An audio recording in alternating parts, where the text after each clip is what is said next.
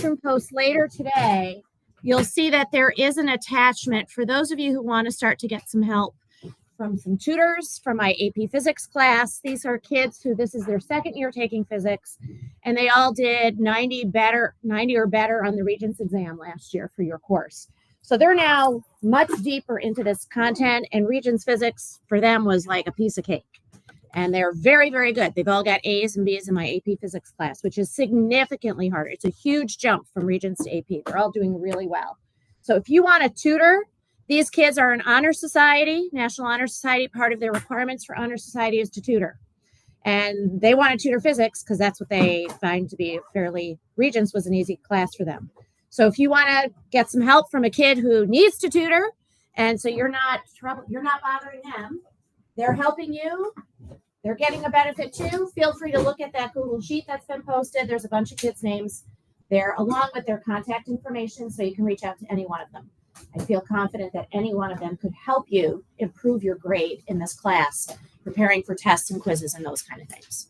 Okay? Especially as we move towards a quarter one exam next Friday, a week from tomorrow, which will be on units 1, 2, and 3. Okay. Any questions for me right now? All right, then let's get into unit 4B. This is the last section of unit 4. The last section of unit 4 on objects thrown vertically upward.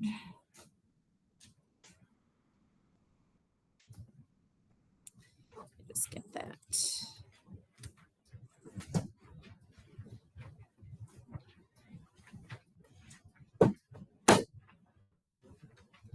So this is the second and last section of unit 4.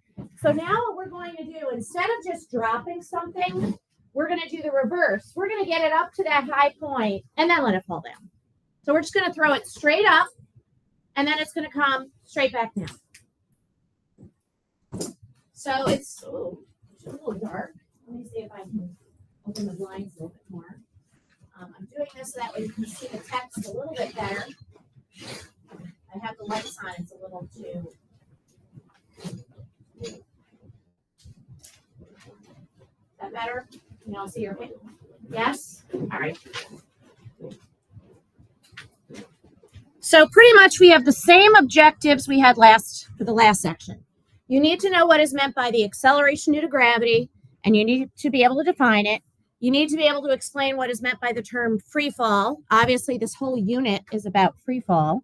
Then we're going to use graphs and equations to describe this type of motion. And then, of course, you have to be able to solve problems like what we did yesterday. But this is not for an object that's dropped. It's for an object that gets thrown up and then drops. Okay. So let's just do a quick review of what we learned in Unit 4A about the topic of free fall. Remember that free fall refers to things that fall down under the sole influence of gravity. That means we're going to see that there is no air resistance to consider, and that every object on Earth accelerates down to the ground at a rate of about 10 meters per second per second. If I want to be precise about that we know here on Earth, that's 9.81 meters per second per second. And we've checked that value off on our reference table. This is a duplicate slide from the Unit 4A presentation. That should already be in your notes. I'm just reviewing it with you again because that information is still relevant in this presentation. So let's now talk specifically about an object that we throw up in the air. This is the new piece. When we throw something up in the air, the upward and the downward paths are perfectly symmetrical. What does that mean? That means that if I were to draw a motion path, a motion map for the path up and the path down, at every moment in time, everything would be the same. Their locations, their speeds, except the direction of motion. On the way up, the velocities point up, and on the way down, the velocities point down. So what this means is if I project something up into the air, I give it an initial velocity of positive 30 meters per second. That means I'm throwing it up into the air from the ground at 30 meters per second.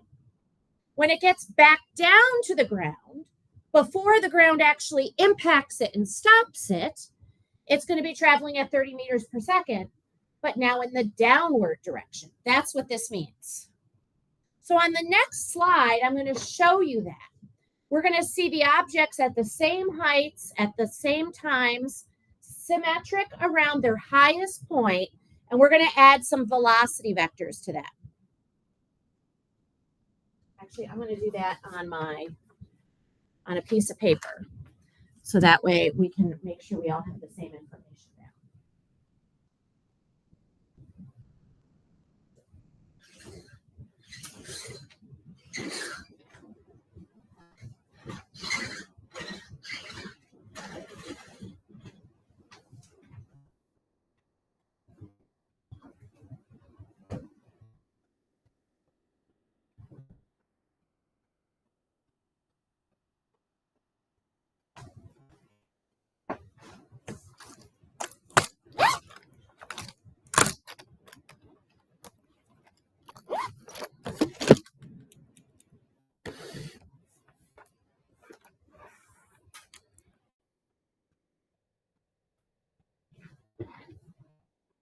You understand what I mean by symmetric, right?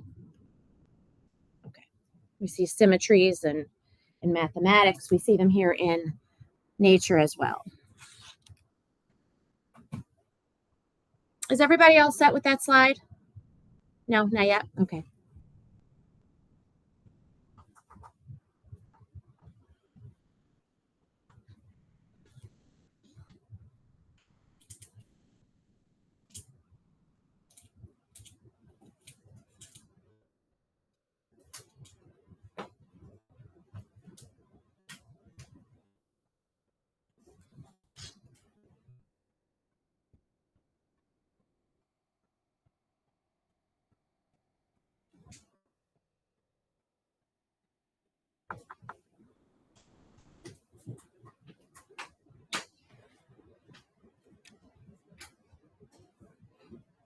Okay, good?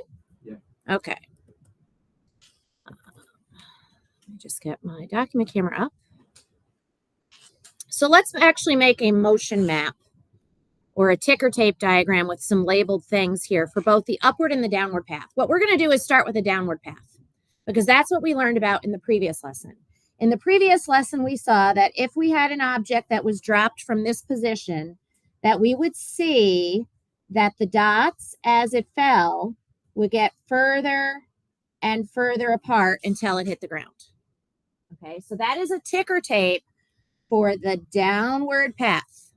This is the downward path.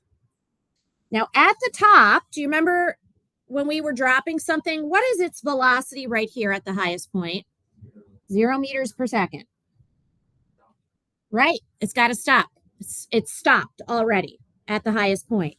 And since it accelerates downward at about 10 meters per second, that means so if this is 0 seconds and that's 1 second, we're going to see that this velocity right there is downward and its value is 10 meters per second. A second later, the velocity would be larger and its value would now be 20 meters per second.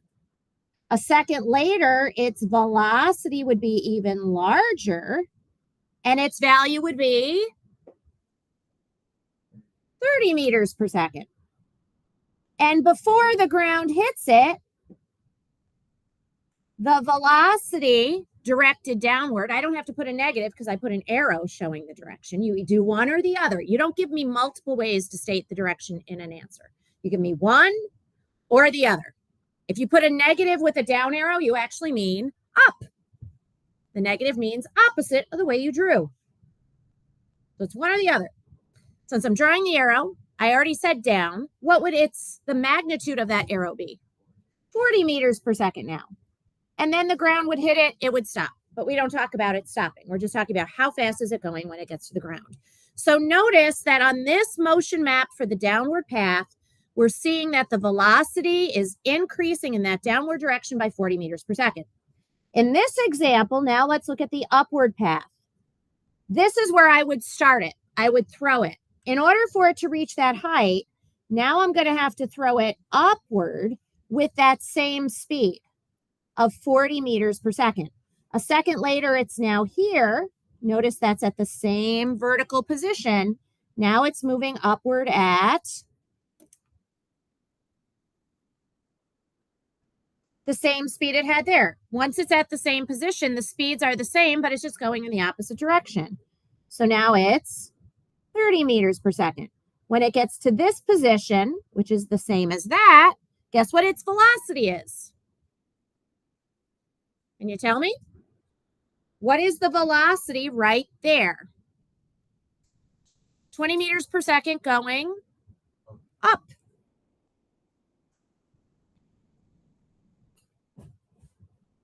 When it gets to this position a second later, guess what its velocity is?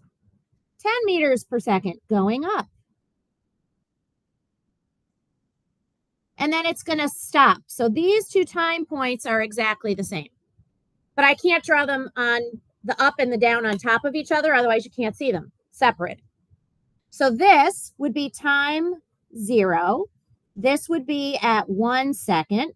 This would be at 2 seconds. This would be at 3 seconds. This is at a time of 4 seconds. This would be 5 seconds, 6 seconds, 7 seconds, and 8 seconds. So this object was moving for a total of 8 seconds. Can you see the symmetry is we have the same vertical positions on opposite sides of the peak. And when that occurs, you have the same speeds, but their velocities are opposite. One is up, one is down. And the numbers are exactly the same. The value, the magnitudes are exactly the same. Okay, everybody have that in their notes so you can see that? Yes? Okay, then let's move on back to our slides here. So this is a little more information here. What we're seeing on the way up is that objects are slowing down. We saw that they start off with some initial positive or upward velocity. The acceleration is the same throughout the entire path. That's on Earth is about 10 meters per second going down. To be precise, we say it's negative 9.81 meters per second. We see that at the peak, it stops moving, so the velocity is 0. If you look at that motion path, you'll notice that the amount of time it takes the object to get from the ground to the highest point is exactly the same amount of time it takes for it to go from the highest point back down to the ground. So we say that the time up and the time down are equal to each other. And here's a vocabulary term for you, a term called hang time. Hang time refers to the total amount of time from launch to landing. It's the total time it spends moving up and down. So for the example I just did with you, that was 8 seconds. It spent 4 seconds going up, 4 seconds coming down, and therefore the hang time is 8 seconds.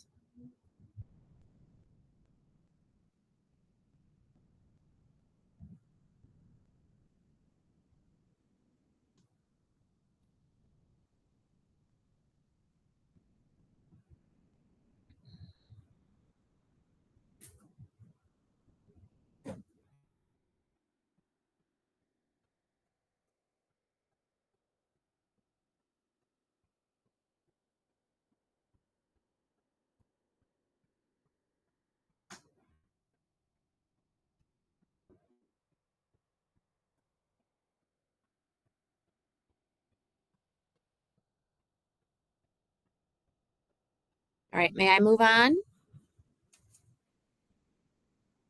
Okay, so that's just showing you the same thing I just showed you a minute ago that we already drew this, right? We showed the upward path, we showed the downward path, we show equal positions, equal speeds on equal intervals of time around the peak. All right, so let's now look at a graph. Here's our graph of position time, and this is for that object that we threw up in the air at 40 meters per second, the one that we just drew in our notes, that motion path. So notice that we get what shape? What shape is our position time graph? It's a parabola. And what does a parabola on a position time graph tell you? That it's accelerating. That's right. We have an acceleration again in this. You're going to want to sketch that with that parabola. Notice we get a full parabola this time, not just the second half. In section A, we started the parabola at the peak and it came down. And therefore, we could just read from the peak over to see what height it reached or what height we were dropping it from. Notice now we're starting at the ground, a position of 0 meters. Remember that the slope here, again, represents its velocity. I'm not telling you whether it's an instantaneous velocity or an average velocity. It's going to tell you different things based upon what kind of line we are drawing on this curve, whether it's a secant line or a tangent line. If it's a secant line, you're finding the average velocity. If you draw a tangent line, you're looking at an instantaneous velocity at one particular time. So let's now explore this graph in more detail so we can label things on this graph. Okay, so if you have the graph sketched, you can now label these points on the graph that you should be able to read. Okay, you don't have to worry about numbers. You just have to know that that's the shape, and then we're going to read specific things off the graph. Okay? All right, so let's talk about the different features of this graph that you should be able to recognize. First of all, we can read the time going up. It started at 0 seconds. It got to the highest point at 4 seconds. So I can read the time up from the graph by just dropping down from the peak, and I can see that the time up on this particular graph was 4 seconds. I can also see that from the highest point down to the ground, from 4 to 8 seconds, was a total time of 4 seconds coming down. Notice the time up and the time down are equal. This parabola is symmetric around the peak. It's symmetric around the peak. In other words, if I were to print out that graph and fold it over at the peak right here, I'd have this and that matching each other perfectly. Notice that, therefore, I can read from the graph from a 0 meter position to the next 0 meter position, giving me the total time it spends in the air, the hang time. You can read it off the graph. There's no math to do. You just read it. From 0 meters to 0 meters took 8 seconds.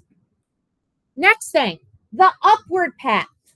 Notice that on the upward path, the slopes are all positive.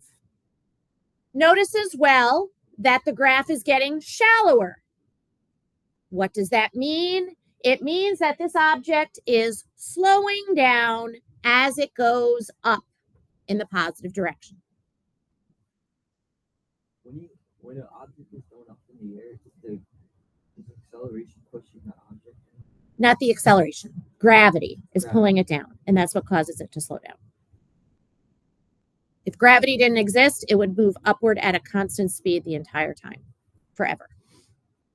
But you can't go anywhere in the universe without gravity, so that will never happen. What about the moon? Even the moon has gravity. Where does it get? From the mass of the moon. There's gravity everywhere in the universe. As long as there's mass around you, there's gravity. There's gravity no matter where you go in the cosmos. So to say things are gravity-free is a bunch of BS. It doesn't exist. Okay.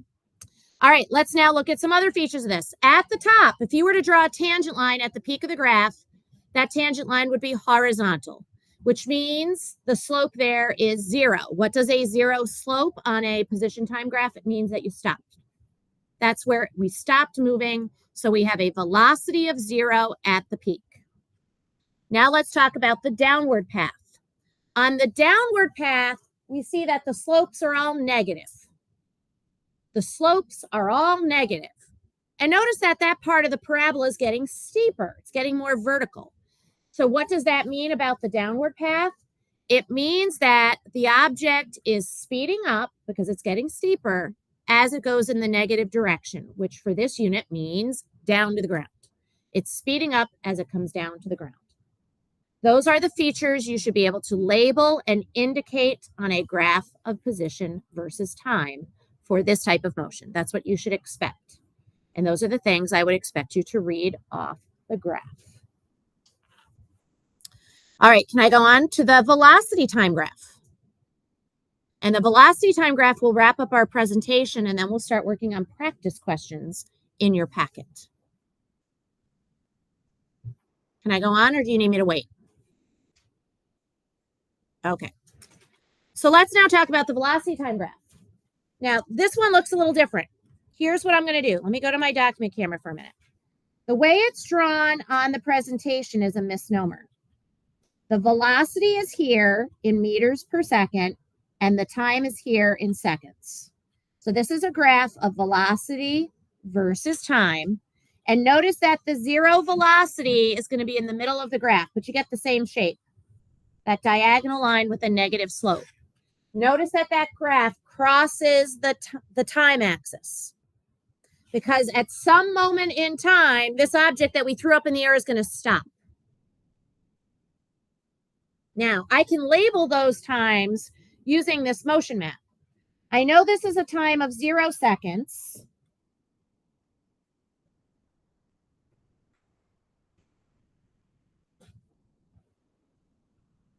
And I know this time over here, where it ends, is 8 seconds, right? That matches this motion map we did.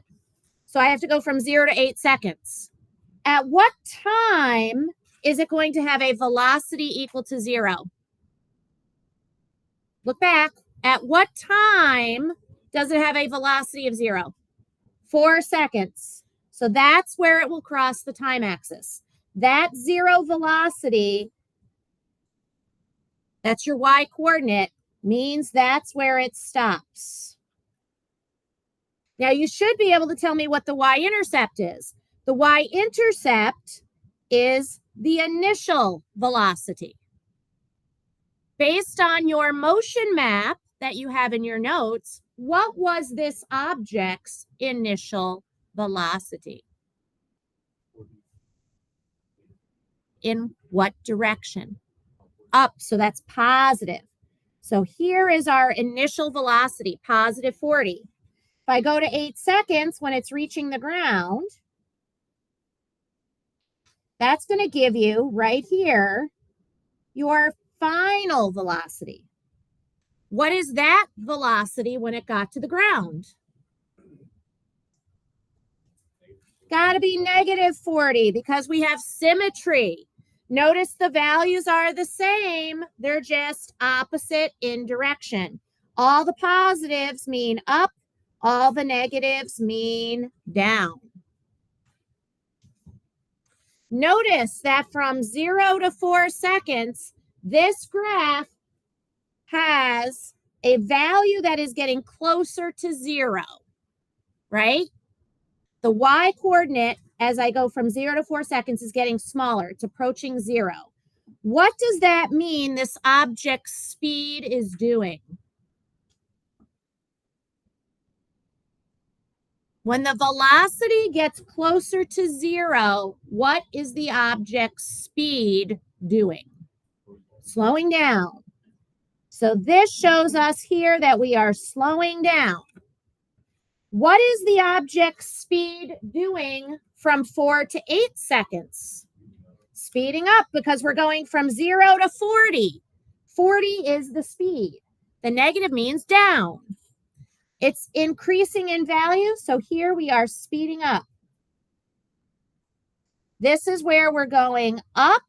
This is where we're moving down.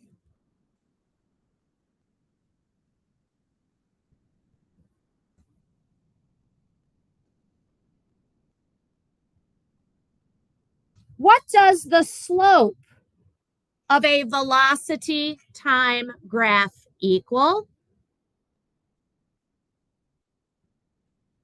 What measurement are you finding if you calculate the slope of this graph? Name it. Janicia? That's right. The slope is equal to the acceleration. So on this graph, that slope is about negative 10 meters per second, or negative 10 meter per second squared. That acceleration is the acceleration of gravity. I shouldn't put an approximate. I should say it equals. That acceleration is the acceleration of gravity. The shape of that line is a diagonal line. A diagonal line on a velocity time graph tells you that you have accelerated motion. We have accelerated motion. This is our hang time. That from here to here is the time up. From here to here is the time down. Okay, so that basically summarizes the velocity time graph in the text of my next 2 slides. So what I want to do is go back to my slides to make sure I didn't miss anything that I wanted to point out to you. But labeling things on the graph hopefully helps you see these patterns, which we should already recognize from Unit 3. We're just applying it to this thing going up and then coming down instead of going north and south or east and west or right and left or forward and backward. All right, so there's our velocity time graph. We already said we have a diagonal line, which shows the acceleration. The slope is the acceleration. Notice the slope doesn't change anywhere. It's the same slope on the start of the graph as it is at the end of the graph. That's why it's one diagonal line. That means the slope is constant. It is negative, indicating we have a constant negative acceleration. The acceleration of gravity doesn't change as you go up and down. The velocity is changing, but not the acceleration. So there's the graph. Let's just make sure we got our initial velocity on there. We know how to read our motion, that we're going upward and slowing down. We see that we stop, have a velocity of 0 at 4 seconds. We are moving down and speeding up in the second half of that graph. And we can see our final velocity when I read it off the vertical axis. The y coordinate is negative 40 meters per second. And we can read the hang time all the way over to 8 seconds. I think that's everything, right? Okay, so that finishes the presentation. What we're going to do now is start working on some practice problems dealing with section 4B. So you've got your packet out. Let's turn to page 5, please. Remember, you're doing pages 3 and 4 for tomorrow. On page 3, this is where you're going to do your check steps. Page 4, you are not. Page 3, I want you to attempt the dimensional analysis to get some practice. Page 4, don't worry about it. Let's start on page 5, working these out. And that finishes the unit. 5 and 6. We finish unit 4 after that. All right, number 1. Rex thinks, throws his mother's crystal vase vertically upward with an initial velocity of positive 26.2 meters per second. I want you to determine the height to which the vase will rise above its initial height. You understand the name? That parent, in my opinion, was dumb. Why would you name your kid Rex Things? Because what is your kid destined to do their whole life? Wreck everything. Okay? And why would you give your kid a crystal vase if they're going to wreck everything? You know what's going to happen to that. Is he going to catch it when it gets to the ground? No, it's going to break. All right? That's what I say. All these questions with proper names, there's a meaning behind the proper name. See if you can figure it out. It's meant to be a little punny. Not funny, punny. Pun, you get it? Okay. I know it's early in the morning, but I'm trying to see if you're awake. And I know me having the lights off for that presentation did not help, but now they're back on so we can do this question.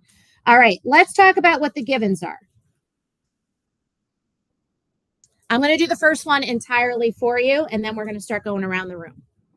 So notice that I am giving you a value in the problem, and I tell you that's the initial velocity. That means we know the VI is positive 26.2 meters per second. I don't care, like I said earlier, if you put the arrow over it or not. Now, this is on the Earth. Because Rex is throwing this on the Earth, we know the acceleration, negative 9.81 meter per second squared. Now, there is something else that we know about everything when it gets to the highest point. What does everything do when it gets to the highest point in its path? Janicia? That's right. And for this question, that's where we're going to end the problem, at the highest point, which means we know the VF is 0 meters per second. This is at the peak. That only happens at the peak of the motion. By the way, that path up and down, the entire path is called a trajectory. So if you ever hear me use that term trajectory, it's referring to the path that it's taking. The unknown here is the height, which is a displacement. So if I look at the reference table on page 6, I should be able to locate an equation to use to solve this problem. I have VIA, VF, and D. The obvious variable which isn't there is time.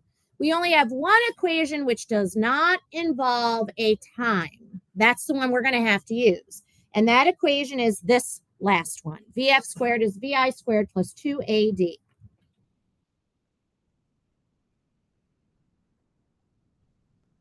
Now I have to solve it for D. When I do my algebraic manipulation, I get VF squared minus VI squared over 2A. That is the algebraic manipulation for D. If you don't know how to get that, you need to see me or your math teacher, one or the other. But I'm not going to go through the algebraic manipulations anymore. We just have to know how to do it. Now, I'm going to simplify this before I do my substitution. Notice that VF is 0, which means VF squared is 0. So this part of the equation is going to drop out for this problem. So when I do my substitution with units, I'm really just looking at D is negative of positive 26.2 meters per second squared all over the quantity 2 times negative 9.81 meter per second squared. So now I can go to the calculator and plug that in. So negative of 26.2 squared divided by the quantity 2 times, I'll move it over here so you can see a little bit better. Let me go back so you can see how I'm typing this in. The negative sign outside the parenthesis of 26.2 squared divided by 2 times negative 9.81. Notice I have parentheses around both values that are in the denominator. I need to group them. Now I hit enter, and there is my answer. Not my final answer, but the calculator answer. I now have to think about sig figs. How many sig figs am I going to want my answer in? 3. That's right. Both measurements have 3 sig figs, which means my height is 35.0 meters. Height is a scalar quantity. You went to the doctor's office and you said, my height is positive 5 feet 3 inches. The doctor's going to look at you like, are you nuts? Why are you saying positive? Obviously, you're not upside down below the ground. Okay, it's a scalar quantity. Now we have to do the check step on the equation we plugged into, which was this. D is, and I'm going to ignore the VF squared because that dropped out. So it's really negative VI squared over 2A. When I plug into that, we expect D to be in meters. I'm not going to worry about the negative sign because that indicates a number. VI is measured in meters per second. That quantity must get squared. Is 2 a measurement? Does it have a unit attached to it? So we ignore it. We now just look at the unit of A, which is a meter per second squared. Now you have to show how the right side becomes a meter. Show it. The numerator, we have to square it out first. Meter squared over second squared is what the numerator becomes. The denominator remains meter per second squared.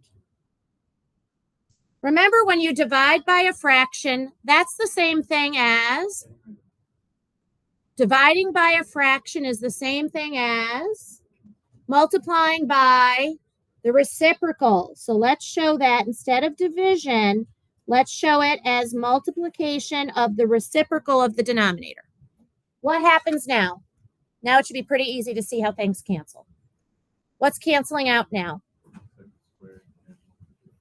And one of the meters, so the square on the meter in the numerator, leaving us with just meters and that checks. That's how that check step should be performed when you are asked to do it. You show all of those steps. Okay. Any questions on that? Okay, we have a couple more minutes. Let's at least get our givens and unknown for question 2. Who wants to start off by reading question 2 for us? Okay, Ryan, go for it.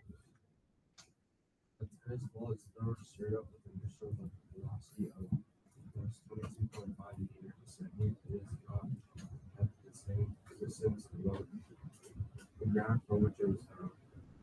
How high does the ball rise? Very good. Okay, so Gianna, can you tell me the one thing I'm going to circle? That's right. So I'm just going to circle the positive 22.5 meters per second. All right. We're going to list our givens. This, as Gianna just told us, is the VI, positive 22.5 meters per second. Vincent, what is the acceleration of this tennis ball?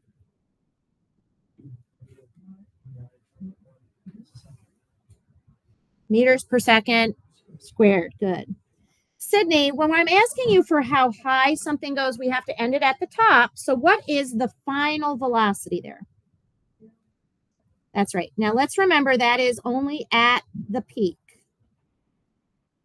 Let's look at part A first. Like we did yesterday, this set of givens will be used for both part A and B.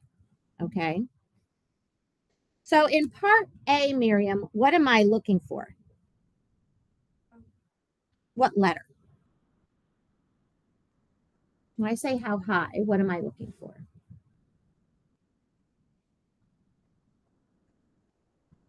Think back to question 1, where I asked you for a height. The distance, D. Let's see if we can get the equation for that, and then we'll stop. Kara, can you tell me what equation we would use if I know VI, A, VF, and D from the reference table? That's right. Yeah, now we got to do the manipulation to solve it for D, which is just like what we had in the last question. The VF squared is going to drop out because VF is 0. So we can do our substitution with units.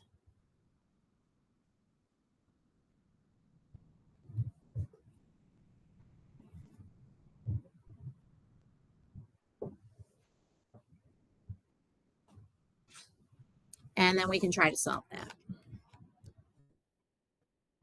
Let's stop there. At the beginning of tomorrow's class, I'll ask you for an answer for that. And then we'll talk about how to do part B. Okay, part B actually requires one other little tweak that we need to make.